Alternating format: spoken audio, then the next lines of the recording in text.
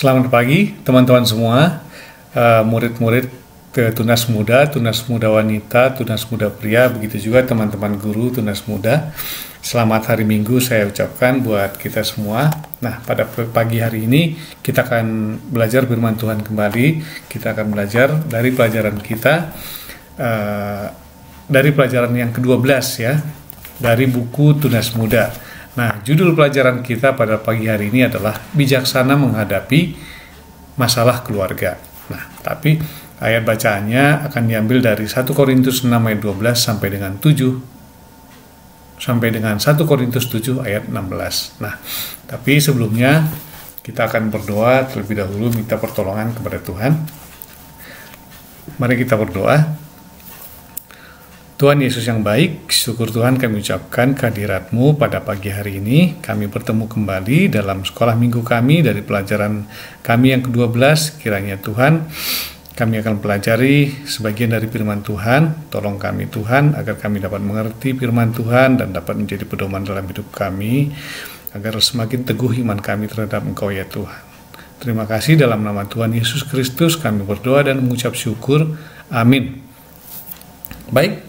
Kita akan mulai pelajaran kita pada pagi hari ini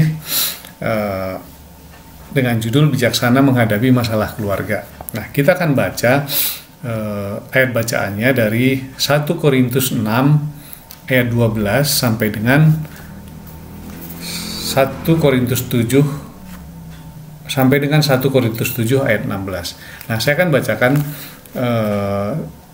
sambil menjelaskan satu persatu ayat-ayat yang akan kita baca ya, sekaligus.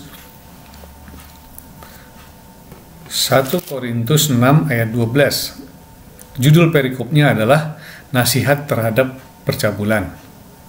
Nah, saya akan mulai dari ayat 12.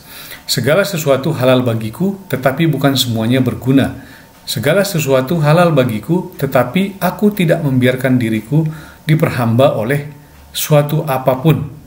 Jadi dalam surat Paulus yang ke Korintus ini, dia berkata kepada jemaat di Korintus bahwa walaupun segala sesuatu halal bagi Paulus, begitu juga bagi kita, walaupun segala sesuatu halal bagi kita, tapi semuanya itu tidak berguna. Ya, tetapi bukan semuanya berarti berguna. Nah, segala sesuatu halal, tetapi aku tidak sekali-kali membiarkan diriku diperhamba oleh suatu apapun. Itu kata Paulus. Ini pengajaran Paulus terhadap kita bahwa memang segala sesuatu dihalalkan. Segala sesuatu bisa jadi dihalalkan, tapi bukan berarti segala sesuatu itu berguna. Nah, jadi Paulus tidak mau diperhamba oleh segala sesuatu. Ya, apakah itu diperhamba? Hawa nafsu, diperhamba oleh uang, berhala, dan lain-lain sebagainya. Termasuk juga itu makanan. Ya, mungkin bagi seorang nggak ada yang haram, semuanya halal. Tapi apakah semuanya itu berguna? Nah, belum tentu ya. Nah, ayat 13 kita lanjutkan. Makanan adalah untuk perut dan perut untuk makanan. Tetapi kedua-duanya akan dibinasakan Allah. Tetapi tubuh bukanlah untuk percabulan, melainkan untuk Tuhan, dan Tuhan untuk tubuh. Selanjutnya ayat 14, Allah yang membangkitkan Tuhan akan membangkitkan kita juga oleh kuasanya. Ayat 15, tidak tahukah kamu bahwa tubuhmu adalah anggota Kristus? Akan kau ambilkah anggota Kristus untuk menyerahkannya kepada percabulan? Sekali-kali tidak. Nah, kita dipertanyakan, tidak tahukah kamu bahwa tubuhmu adalah anggota Kristus? Artinya, orang percaya tubuhnya adalah anggota Kristus. Bahwa tubuh kita adalah anggota Kristus. Jadi, kalau tubuh kita adalah anggota Kristus, apakah kita ambil tubuh kita dan kita serahkan kepada percabulan, kepada hal-hal yang tidak baik, kepada hal-hal yang membuat kita menjadi berdosa? Nah, Paulus bilang sekali-kali tidak. Dan seharusnya kita juga seperti itu ya. Jangan sekali-kali kita menyerahkan tubuh kita kepada percabulan, perbuatan dosa. Nah, ayat 16. Atau tidak tahukah kamu bahwa siapa yang mengikatkan dirinya kepada perempuan cabul menjadi satu tubuh dengan dia? Nah, jadi kalau siapa yang mengikatkan dirinya dengan seorang perempuan cabul, maka dia menjadi satu tubuh dengan perempuan cabul itu. Nah, sebab demikian kata Nas, keduanya akan menjadi satu daging. Ya, ini tentang pernikahan ya. Mereka akan menjadi satu daging. Begitu juga jika seorang mengikatkan diri kepada perempuan cabul, maka dia akan menjadi satu daging dengan perempuan cabul itu. Nah, ayat 17. Tetapi siapa yang mengikatkan diri kepada Tuhan menjadi satu roh dengan dia. Begitu juga sebaliknya berarti ya. Kalau kita mengikatkan diri kita kepada Tuhan, maka kita menjadi satu roh dengan Tuhan. Nah, ayat 18. Jauhkanlah dirimu dari percabulan. Setiap dosa lain yang dilakukan manusia terjadi di luar dirinya, tetapi orang yang melakukan percabulan berdosa terhadap dirinya sendiri. Kita diperintahkan, kita disuruh supaya menjauhkan diri dari dosa percabulan. Nah, ayat 19. Atau tidak tahukah kamu bahwa tubuhmu adalah bait Roh Kudus yang diam di dalam kamu, Roh Kudus yang kamu peroleh dari Allah, dan bahwa kamu bukan milik kamu sendiri. Jadi, kita harus tahu ketika kita percaya kepada Kristus, tubuh kita menjadi bait Roh Kudus yang diam di dalam kita, sehingga kita bukan lagi milik kita sendiri, tapi kita sudah ditebus oleh Allah. Nah, kita sudah menjadi milik Allah. Nah, ayat 20, sebab kamu telah dibeli dengan harga yang telah lunas dibayar, katanya ya. Jadi kita sudah ditebus dengan harga yang lunas dibayar. Karena itu muliakanlah Allah dengan tubuhmu. Jadi tugas kita adalah memuliakan Allah dengan tubuh kita, karena tubuh kita bukan milik kita lagi sendiri, tapi sudah ditebus oleh Allah. Siapa yang menebus sesuatu, yang dia tebus itu menjadi miliknya. Begitu juga tubuh kita yang sudah ditebus oleh Allah, berarti tubuh kita sudah menjadi milik Allah. Jadi sudah seharusnya kita memuliakan Allah dengan tubuh kita yang adalah miliknya. Nah, kita lanjutkan ayat 7, 1 Korintus 7, judul perikopnya tentang perkawinan ya. 1 Korintus 7 ayat 1. Dan sekarang tentang hal-hal yang kamu tuliskan kepadaku adalah baik bagi laki-laki kalau ia tidak kawin.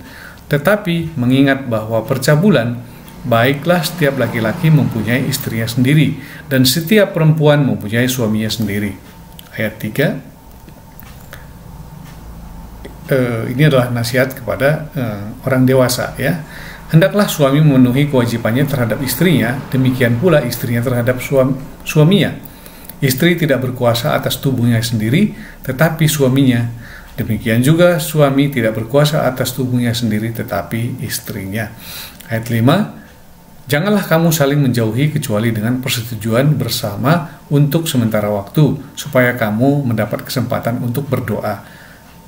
Sesudah itu, hendaklah kamu kembali hidup bersama-sama, supaya iblis jangan menggodai kamu, karena kamu tidak tahan bertarak. Ayat 6. Hal ini kukatakan kepadamu sebagai kelonggaran, bukan sebagai perintah. Ayat 7. Namun demikian alangkah baiknya kalau semua orang seperti aku, tetapi setiap orang menerima dari Allah karunia-Nya yang khas. Yang seorang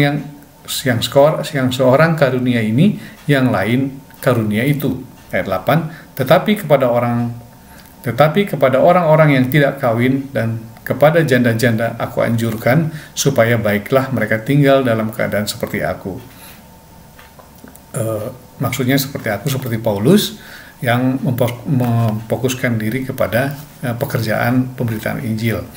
Nah, tetapi ayat 9, tetapi kalau mereka tidak dapat menguasai diri, baiklah mereka kawin, sebab lebih baik kawin daripada hangus karena hawa nafsu. Nah, ayat 10, kepada orang-orang yang telah kawin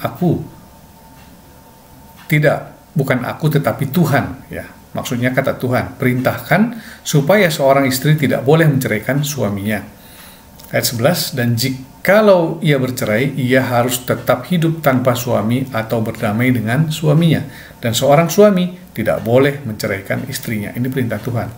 Nah, ayat 12, kepada orang-orang lain aku bukan Tuhan. Ini maksudnya perkataan Paulus ya, bukan perkataan Tuhan. Katakan, kalau ada seorang saudara beristrikan seorang yang tidak beriman. Nah, kalau ada seorang saudara beristrikan seorang yang tidak beriman, dan perempuan itu mau hidup bersama-sama dengan dia, janganlah saudara itu menceraikan dia.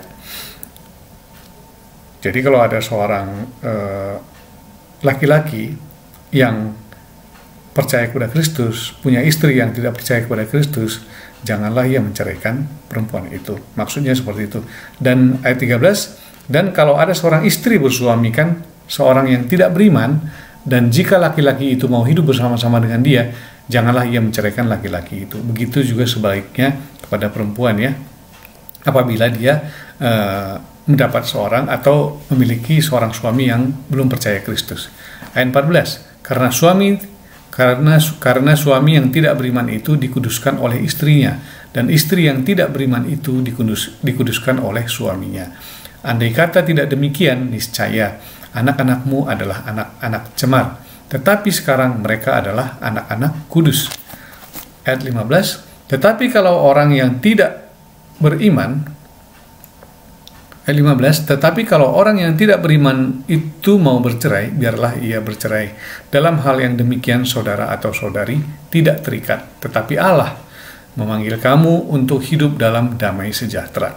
Ayat 16, sebab bagaimanakah engkau mengetahui, hai istri, apakah engkau tidak akan menyelamatkan suamimu?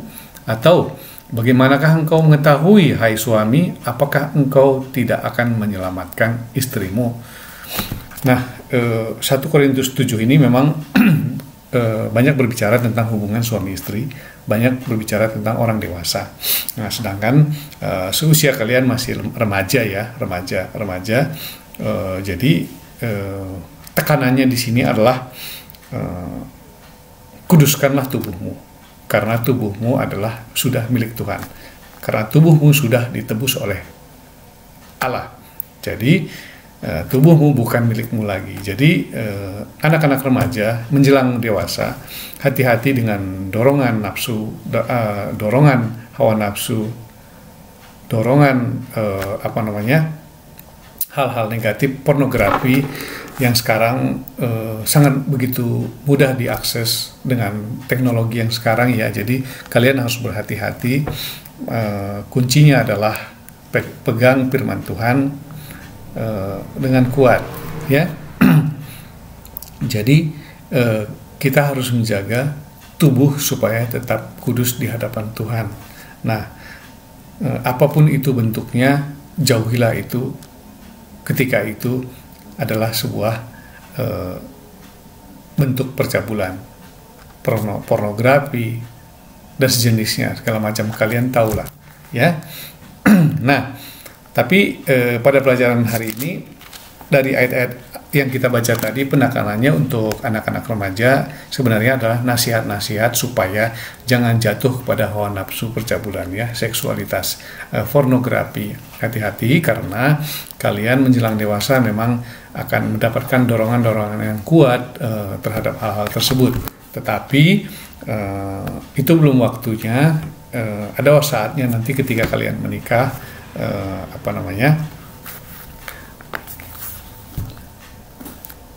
ketika kalian menikah, dan itu pun akan diatur sesuai dengan apa yang difirmankan tadi di 1 Korintus 7 tadi, dengan segala macam aturannya ya. Hidup seorang menjadi seorang suami istri, hidup menjadi suami istri ya.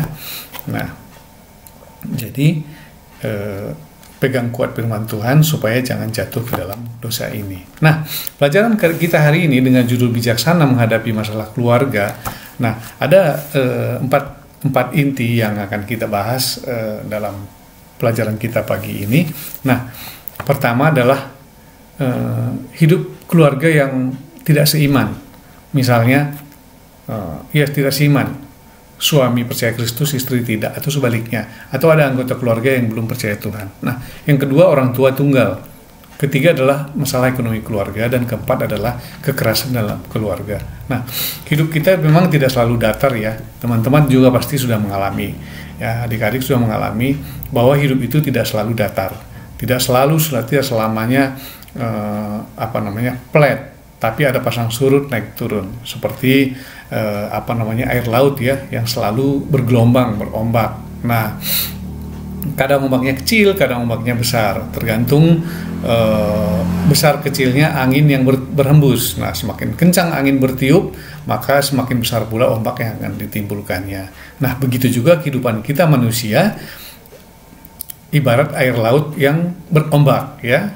Manusia, ya, kita akan selalu dihadapkan kepada tantangan-tantangan, kepada masalah-masalah, permasalahan-permasalahan ya. Nah, masalah bisa saja menghampiri kita, walaupun masalah itu tidak kita undang ya.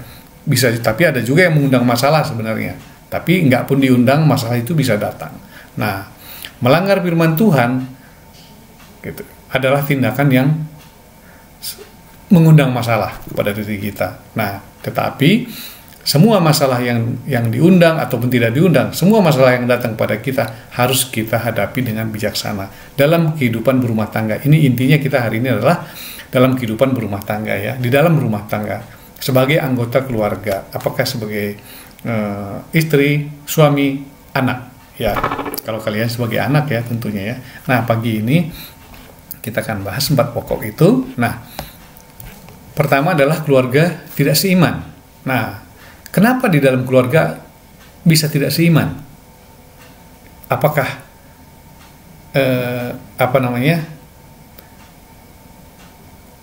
istrinya yang belum percaya? Apakah seorang suami yang belum percaya pada Kristus? Apakah anak yang belum percaya Kristus? Misalnya. Jadi ada orang tua yang ada yang menikah, memang sudah menikah dengan orang yang tidak seiman. Ada ya seperti itu ya. Ya, saya nggak tahu keluarga kita semua, nggak tahu apakah ada yang seperti itu atau tidak, saya tidak tahu. Nah, sebelumnya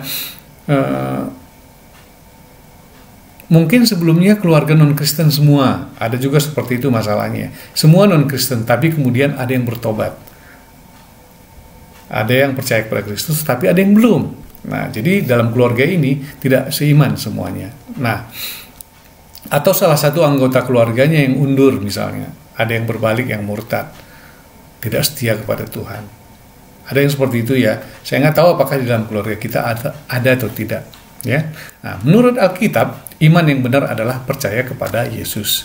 Di luar Yesus berarti penyembahan berhala. Ya.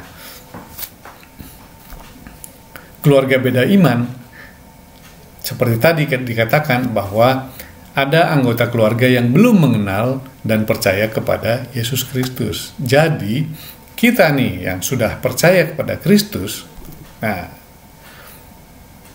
apa yang harus kita lakukan? Bagaimana sikap kita menjadi orang beriman di tengah-tengah keluarga yang tidak seiman? Kalau bukan kalian misalnya, bagaimana kalau kalian punya teman, punya saudara yang memiliki masalah seperti itu, gitu ya. Nah, jadi tugas kita sebagai orang beriman adalah bersaksi, ya, bersaksi, menjadi garam dan terang di dalam keluarga, memberi teladan yang benar dan dalam sikap dan perilaku. Ya, kita diajarkan. Sebenarnya sama dengan kehidupan bersosial ya. Firman Tuhan berkata, saya akan bacakan dalam Matius 5 dan Korintus. Firman Tuhan berkata seperti ini. Matius 5 ayat 13 sampai 16. Nah, Matius 5, saya akan bacakan Matius 5 ayat 13 sampai 16. Ayat 13, kamu adalah garam dunia. Jika garam itu menjadi tawar, dengan apakah ia diasinkan? Tidak ada lagi gunanya selain dibuang dan diinjak orang. Jadi kita sebagai orang percaya adalah garam dan terang dunia. Kita harus kita harus selalu asin. Sebab kalau kita tidak asin lagi, nah dengan apa lagi kita nggak akan ada gunanya lagi. Kita tidak bisa menjadi garam, kita tidak bisa menjadi terang. Nah, ayat 14, kamu adalah terang dunia. Kota yang terletak di atas gunung tidak mungkin tersembunyi. Nah, orang percaya akan selalu dilihat. Orang percaya akan selalu menjadi teladan. Seharusnya. Karena orang percaya akan mengikuti perintah-perintah Tuhan. Nah, Ayat 15, lagi pula orang tidak menyalakan pelita lalu meletakkannya di bawah gantang, melainkan di atas kaki dian, sehingga menerangi semua orang yang di dalam rumah itu. Begitu juga satu orang percaya di dalam rumah, dia akan menjadi sama seperti apa tadi katanya, pelita yang terletak di atas kaki dian. Dia akan menerangi seluruh anggota keluarga itu. Karena apa? Karena dia akan menunjukkan sikap-sikap, perilaku-perilaku yang meneladani Kristus, sehingga seisi rumah itu yang belum percaya akan melihat Kristus dan semuanya bisa menjadi percaya ya. Nah, itu bersaksi. Ayat 16, demikian hendaknya terangmu bercahaya di depan orang, di depan keluarga kita juga termasuk ya. Nah, selanjutnya supaya mereka melihat perbuatanmu katanya yang baik dan memuliakan Bapamu yang di surga. Nah, dengan bersaksi seperti itulah anggota keluarga kita dapat bertobat. Jangan bersikap fanatisme, ya. Jangan mengedepankan perdebatan-perdebatan yang bisa mengakibatkan perselisihan di dalam keluarga, ya. Tapi jadilah terang dan garam di tengah-tengah keluarga. Jadilah teladan, ya. Kalau memperdebatkan, apalagi misalnya satu Kristen, satu Muslim misalnya, saling memperdebatkan kepercayaannya, nggak akan ada gunanya, gitu ya. Nggak akan ada ujungnya, gitu ya. Jadi kita harus menjadi terang di tengah-tengah keluarga kita. Nah, kedua, orang tua tunggal. Kenapa terjadi orang tua tunggal? Apakah hanya memiliki ibu atau apakah hanya memiliki bapak? Ya, saya nggak tahu apakah di antara kita juga ada yang seperti ini. Nah, kenapa bisa terjadi orang tua tunggal di tengah-tengah keluarga? Mungkin terjadi perceraian ya, mungkin juga terjadi perzinahan, artinya hamil di luar nikah, atau KDRT sehingga berpisah ya, dan lain sebagainya. Banyak, ada juga yang ditinggal meninggal ya, banyak juga seperti itu. Nah, dan masalah ini adalah tantangan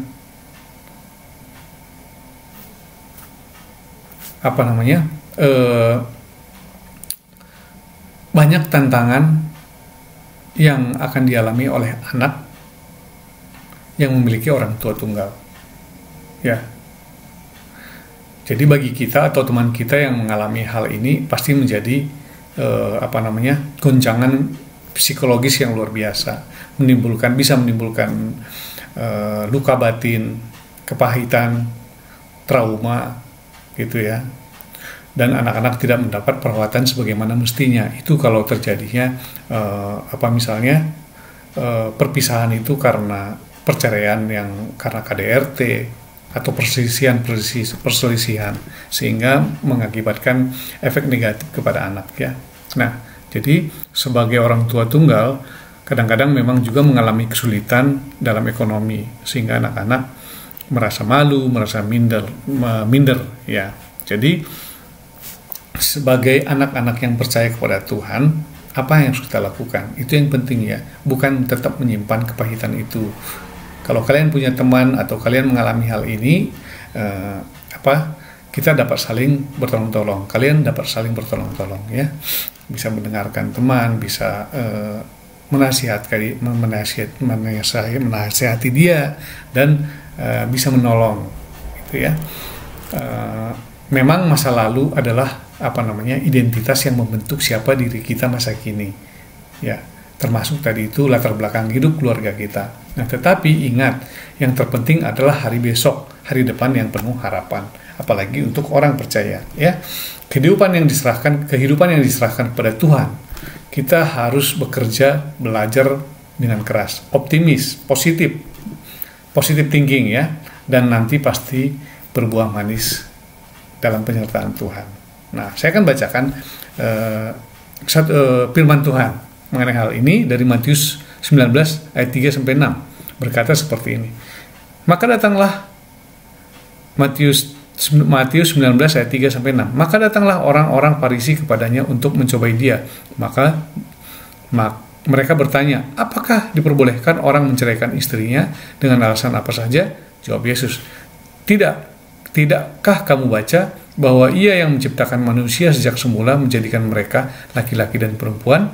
dan firman-Nya, sebab itu laki-laki akan meninggalkan ayah dan ibunya dan bersatu dengan istrinya, sehingga keduanya menjadi satu daging. Demikian mereka bukan lagi dua melainkan satu. Karena itu apa yang telah dipersatukan Allah tidak boleh diceraikan manusia. Ini seharusnya yang menjadi pegangan dalam keluarga. Ini sebenarnya untuk suami istri ya. Jadi itu seharusnya menjadi pedoman supaya jangan terjadi orang tua tunggal karena perceraian, perpisahan ataupun perzinahan ya.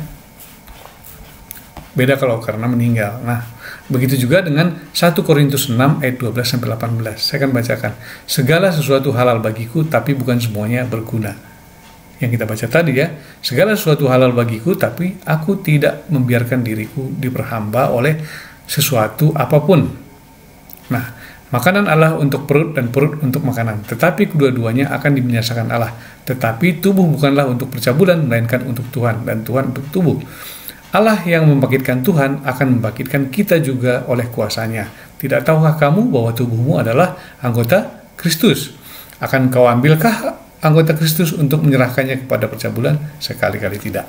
Ayat 16, atau tidak tahukah kamu bahwa siapa yang mengikatkan diri kepada percabulan, kepada perempuan cabul menjadi satu tubuh dengan dia? Sebab demikian kata Nas, keduanya akan menjadi satu daging. Ayat 17, tetapi jika mengikatkan dirinya kepada Tuhan, menjadi satu roh dengan dia. Jauhkanlah dirimu dari percabulan. Setiap dosa lain yang dilakukan manusia terjadi di luar dirinya, tetapi orang yang melakukan percabulan berdosa terhadap dirinya. Nah, satu ayat lagi, 1 Korintus 12 ayat 16. Kepada orang-orang lain, aku, bukan Tuhan, katakan, kalau ada seorang saudara beristrikan seorang yang tidak beriman, dan perempuan itu mau hidup bersama-sama dengan dia, janganlah saudara itu menceraikan dia. Begitu juga sebaliknya. Tadi kita baca ya. Jadi ayat-ayat ini menjelaskan supaya nanti di masa dewasa kalian mengedepankan mengutamakan apa yang diajarkan oleh firman Tuhan, sehingga tidak menjadi orang tua tunggal. Nah, karena dampaknya sangat besar bagi anak. Begitu juga kalian atau teman kalian yang mengalami apabila gitu ya, mengalami hal ini dan ada kepahitan di dalamnya. Nah, apa yang kita lakukan? Melupakan kepahitan karena keluarga tidak akan bisa sekuat apapun usaha kita untuk melupakan, tidak akan bisa. Jadi yang harus kita lakukan adalah percayalah kepada Tuhan, bertobat, dan mengampuni. Dengan cara mengampuni, kita bisa menyelesaikan semua permasalahan itu, kepahitan, dan segala macam. Ya, jadi kita juga harus percaya diri, positive thinking, belajar keras, supaya nanti berbuah manis. Ya. Kemudian yang ketiga adalah ekonomi keluarga. Nah, ekonomi juga dapat menjadi penyebab permasalahan dalam keluarga. Ya, apakah itu banyak ekonominya berkecukupan ataupun berkekurangan, kedua-duanya bisa menimbulkan masalah. Nah, kebodohan dekat dengan kemiskinan ya. Itulah sebabnya kemiskinan dan kebodohan harus diperangi. Dengan apa? Dengan cara belajar, rajin belajar, dan giat bekerja. Dan salah satu tanda orang beriman adalah berdoa, belajar, dan bekerja dengan tekun. Jadi kalian harus rajin belajar pada saat ini ya, supaya nanti supaya tidak bodoh dan tidak miskin. Nah, keluarga kaya dan miskin sama-sama menghadapi masalah uang. Uang dapat menjadi berkat dan dapat juga menjadi sumber bencana. Nah, ada keluarga yang hidup dengan ekonomi pas-pasan tapi hidup rukun, hidup bahagia. Sebaliknya ada keluarga yang ekonominya berkelebihan tapi penuh dengan percekcokan di dalamnya. Mana yang kita pilih? Tentu dua-duanya juga enggak. Tentu pertama lebih baik sebenarnya, tapi banyak uang tapi rukun kan lebih baik. Ya. Uang sedikit atau banyak harus dikelola dengan sesuai dengan firman Tuhan agar apa? Mendatangkan kebahagiaan. Nah, Paulus berkata kepada suratnya ke Filipi Saya akan bacakan Filipi 4 ayat 11-12 berkata demikian. Ayat 11, "Kukatakan ini bukan karena kekurangan, sebab aku telah belajar mencukupkan diri dalam segala keadaan." Paulus belajar mencukupkan diri dalam segala keadaan. Kita juga diajarkan supaya mencukupkan diri dalam segala keadaan. Ayat 12, "Aku tahu apa kekurangan dan aku tahu apa itu kelimpahan. Dalam segala hal dan dalam segala perkara tidak ada sesuatu yang merupakan rahasia bagiku, baik dalam hal kenyang maupun dalam hal kelaparan, baik dalam hal kelimpahan maupun dalam hal kekurangan." Begitu juga dalam Timotius 6 ayat 8-10. Paulus berkata, "Asal ada makanan dan pakaian cukuplah, tetapi mereka yang ingin kaya terjatuh dalam pencobaan, ke dalam jerat dan ke dalam berbagai-bagai hawa nafsu dan hamba dan hawa nafsu yang hampa dan yang mencelakakan, yang menenggelamkan manusia ke dalam keruntuhan dan kebinasaan." Ya, jadi kekayaan itu godaannya berat. Boleh kaya boleh, tapi ayat Tuhan ini harus kita pegang terlebih dahulu, yaitu Matius 3 ayat 16. Matius 6 ayat 33 ya. Apa katanya? "Tetapi carilah dahulu kerajaan Allah dan kebenarannya." Itu yang sudah utamakan. Maka semuanya itu akan ditambahkan kepadamu. Itu baru benar. Itu nanti rumusnya supaya harta itu, uang itu menimbulkan kebahagiaan dalam keluarga.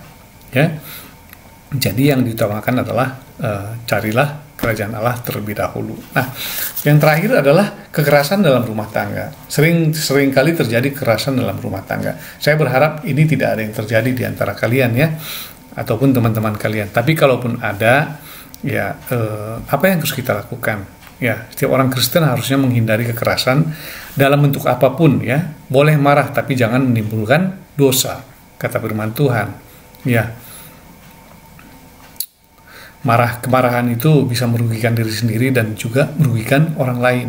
Nah, kekerasan terjadi dan dilakukan oleh orang yang belum percaya kepada Kristus sebenarnya. Tapi kadang-kadang orang yang katanya sudah percaya kepada Kristus pun masih melakukan. Ya, kadang dalam keluarga sering terjadi kekerasan psikologis. Ini mungkin terjadi pada anak-anak. Mungkin kalian juga pernah mengalami, ya. Kekerasan psikologis seperti apa itu? Misalnya cercaan, hinaan, kutukan, seperti kata-kata yang nggak pantas, mohon maaf, misalnya seperti kata-kata bodoh, kata-kata goblok, kata-kata setan, brengsek dan lain-lain, tolol dan lain-lain sebagainya. Itu bisa menyakiti hati. Itu penyerangan terhadap psikologis, bisa merusak psikologis kalian ya. Nah, dan sebagai anak, kita tidak akan bisa melupakan. Nah, jadi cara mengatasinya bukan dengan cara melupakan. Seperti tadi saya bilang, melupakan hal-hal yang melukai kita, itu sulit dilakukan. Nggak akan bisa. Tapi, dengan cara kita bertobat dan mengampuni orang yang melukai kita, maka semuanya itu akan bisa diatasi. Ya. Dengan begitu semuanya bisa diatasi. Jadi apapun katanya, bagi orang percaya mulailah dari diri sendiri. Jadilah terang. Kalau kita sudah bertobat, kita bisa mengampuni. Dan jadilah terang di dalam keluarga. Jadilah garam di dalam keluarga. Keluarga seperti apapun kita berada, dimanapun, seperti apapun bentuk dan sikap keluarga kita, terhadap kalian, jadilah terang. Belajarlah terang di tengah-tengahnya, mintalah kekuatan dari Kristus. Nah, itu pelajaran kita pada pagi hari ini. Saya akan bacakan kesimpulan dari buku murid.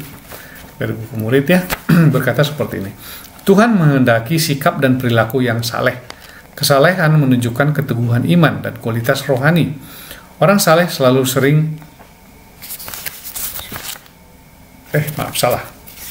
bukan.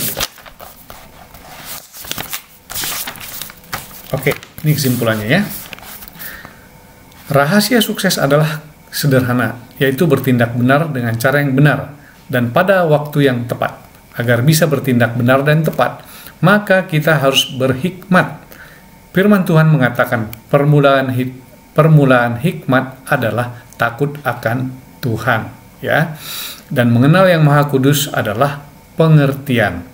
Nah, jadi permulaan hikmat adalah takut akan Tuhan, dan mengenal yang Maha Kudus adalah pengertian. Orang yang takut akan Tuhan selalu bertindak cermat, menaati perintah Tuhan dan menjauhi kejahatan. Ya, itu pelajaran kita pada pagi hari ini. Nah, sering baca firman Tuhan, karena tanpa firman Tuhan apa pedoman kita. Tapi juga jangan jadikan firman Tuhan itu sebagai teori, tapi belajar sedikit, praktekkan sedikit. Belajar banyak, praktekkan banyak, ya, seperti itu. Nah, itu pelajaran kita pagi hari ini. Selanjutnya kalau ada yang mau ditanyakan atau nggak jelas, boleh diskusi atau WA di grup kelas masing-masing, ya, baik wanita maupun pria. Nah, kita akan tutup pelajaran ini. Mari kita berdoa. Tuhan Yesus, terima kasih Tuhan untuk pelajaran pagi hari ini. Kiranya firman Tuhan dapat menolong kami. Kiranya Allah Roh Kudus beri kami kekuatan agar kami dapat melawan dorongan hawa nafsu, percabulan, dan hal-hal yang tidak baik Tuhan, yang bisa menjatuhkan kami dalam dosa. Tuhan beri kami kekuatan agar